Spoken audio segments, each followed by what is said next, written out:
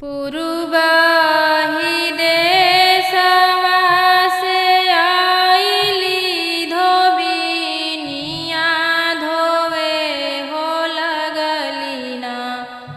सातो बहिना कचुनारिया धोवे हो लगलिना।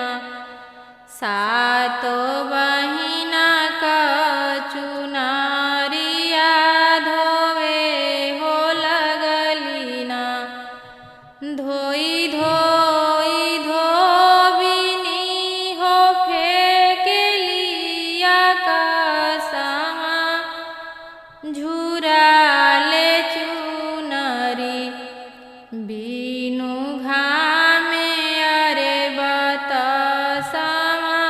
झुराले चुनरी बीनु घामे अरे बतसमा।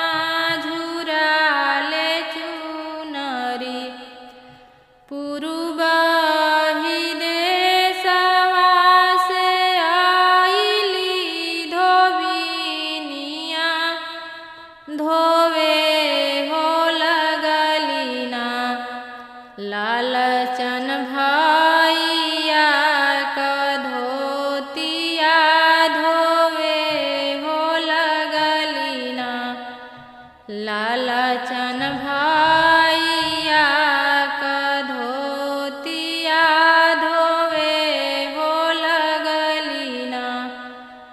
धोई धोई धोबिनी हो फेंकेलिया कसमा।